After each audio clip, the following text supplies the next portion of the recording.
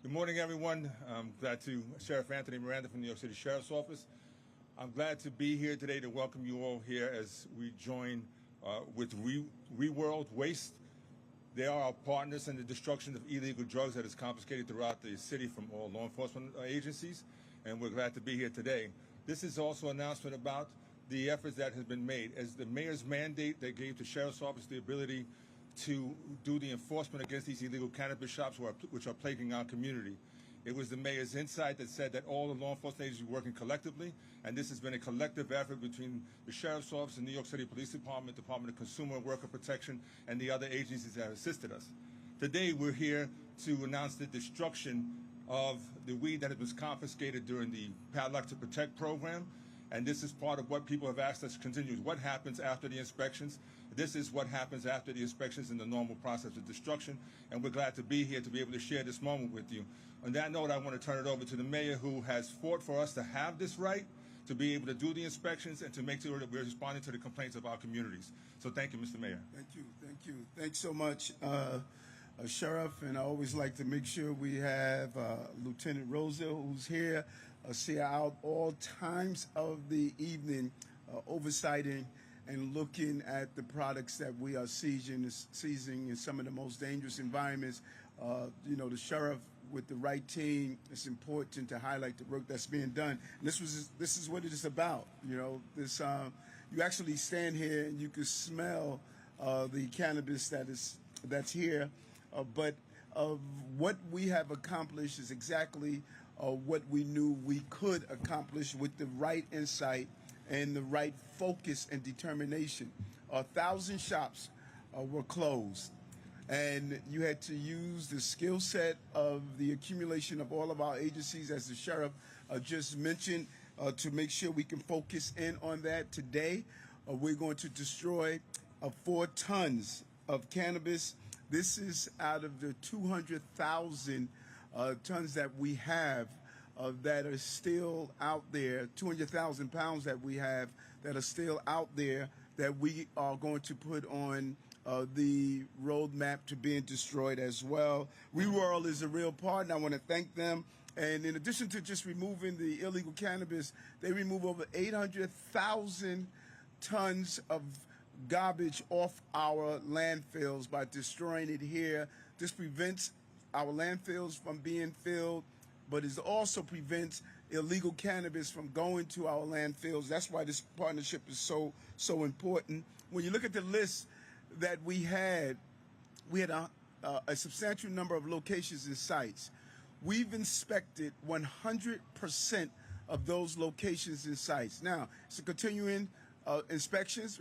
We have to stay on top of this because there are so many people who would like to participate in this illegal endeavor, but we are focused on this, and I really got to give my kudos to the governor, her partnership in ensuring and giving us the authority we needed to bring in our other agencies, particularly the New York City Police Department, and Speaker Hasty, and Majority Leader Andrew Stewart Cousin, and the work of Assemblywoman Jennifer Rajkumar with her Smoke Out Act. It was so important. You saw the intersectionality of all of these different entities focusing on a problem that people thought we could not get our hands around. But yes, we got our hands around it, and because we got our hands around it, we're going to destroy illegal cannabis in the city. It's not going to go in our neighborhoods. It's not going to target our children. When you look at some of these items that are here, clearly focused.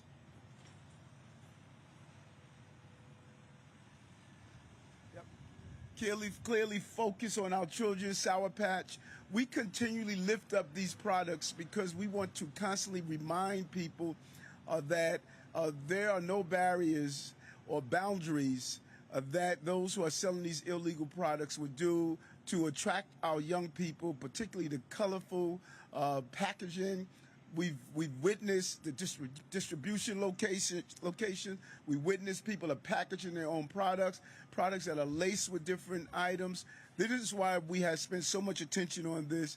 And I just really want to take my hat off to the sheriff and his entire team as we move forward in addressing this real quality of life issues, robberies, shootings, illegal products, going after those legal shops that are unable to make the profits that they deserve, that they're following the rules. This is how we clamp down on it. We're going to be excited to burn this illegal product here today. Thank you very much, Sheriff, and your team. This thing, I take the opportunity to introduce you now to WeWorld's president, Adel Amrani. Thank you, Sheriff. Thank you very much, and welcome everybody, and thank you, Mayor, for being here. I don't want to forget everybody, so I'm going to call in also the Deputy Mayor, Philip, for being here, as well as Deputy Mayor Fabian Levy, and Sheriff Miranda, as well as the Assistant Commissioner, Neves, and the Deputy Chief, as well as Lieutenant. We're really honored and happy to have you here and to contribute to this critical effort of taking drugs off of our street. Here in our facility, for 30 years, we've been partnering with the Long Island community.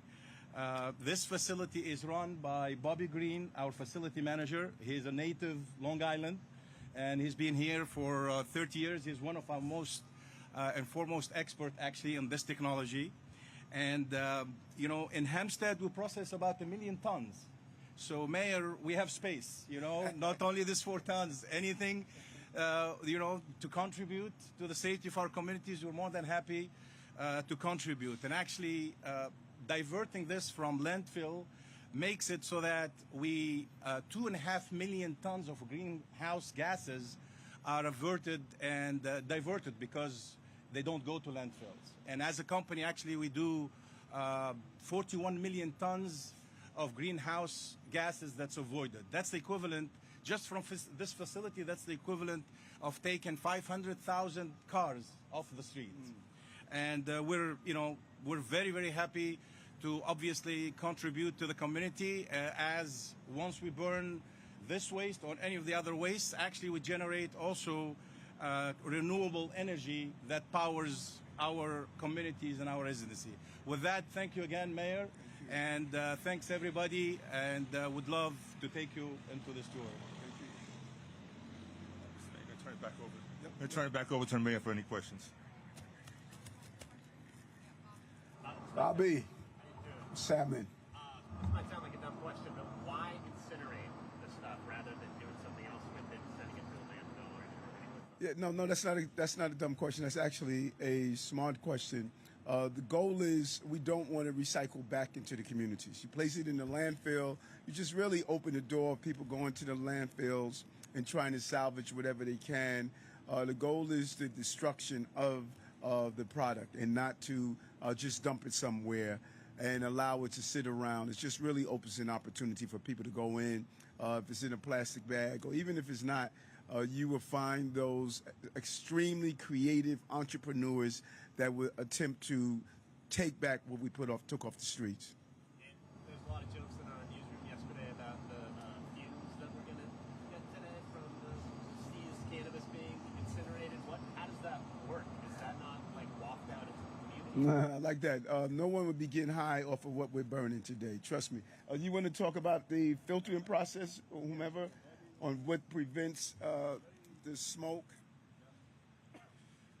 So the process, as we combust this cannabis today, we have a lot of filtration systems on the back half of the boiler that allow us to scrub all of that material, to scrub all those fumes, so that what actually exits out of our stack is about 99.9% water vapor and normal constituents that you would find in normal air that we're breathing right now. So all of the smells and fumes are contained within the process. They are destroyed in the process so that it doesn't affect the community that we surround and that we are with. Thank you. Where you mentioned there's 200,000 other pounds. Can you talk about how likely it is that more of that will end up being incinerated as it comes in, and then what are the alternative forms of getting rid of all that? All of it will be destroyed. All of it would be destroyed. I think the large amount would be here, but every part of it, we're not going to place this in landfills. And whatever modern day methods that people are coming with in some of the other municipalities, we're going to look for. We're always spanning the globe on how to do things differently. We know that this facility is willing to assist us in the destruction of the product and whatever other methods we can come up with, we're going to follow. Be operating a device. Can you talk about that and what you're looking forward to as the person who will physically be able to destroy this in the advanced system? Well, I don't think that if you don't have to search hard for every young man that has ever grown up anywhere. They've been looking forward to the day to operate one of these pieces of machinery. So I am eager to finish these on-topic questions so I can live out my childhood dream of picking up and destruction. What young man don't want to do that? You know, I'm going to do work, but I'm going to have fun. Marsha.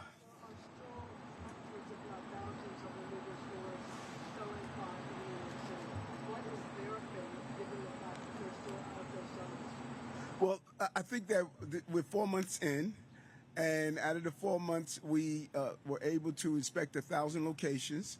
And, you know, we're getting our sea legs. You know, we're learning all the procedures because there's a lot of layers to this, you know, dealing with the oath hearings, whatever court rulings are put in place. We have to constantly refine our product to make sure that we outsmart those who are attempting to outsmart us. But when you look at what the sheriff, what he and his team, what they have accomplished, 1,000 locations. We've completed the list. We're going to continue to go back and do a constant inspection because when you look at the products, this is a money-making illegal operation that we have to stay on top of. Yes.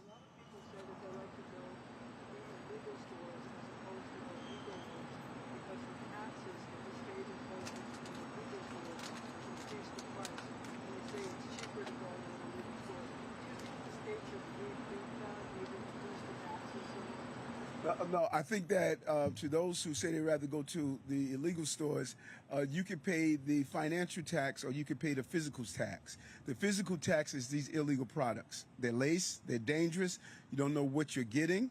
And if you want to be a person that you could pay now, pay later.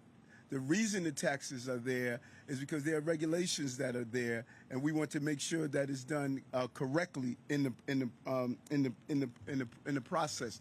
So, going to legal places to get any form of item like this, there's a reason for that, and we will encourage people not to patronize the illegal operations. Fabian just advised me also. We've inspected over 4,000 locations. We've closed 1,000, but over 4,000. That's an amazing accomplishment. We started out when we went to Albany, we had 3,000. But listen, these shops are opening, and we have to stay on top of them. But 4,000 inspection, 1,000 closure. What is this? Hi, Mr. Mayor. Good, thank you. So what is this weed laced with? Because the last time you guys held a press conference, Governor Kathy Hochul said it was laced with fentanyl, but cannabis regulators said that wasn't true. And second question, is any of this tied up in legal cases? Is this like kind of burning evidence a little bit?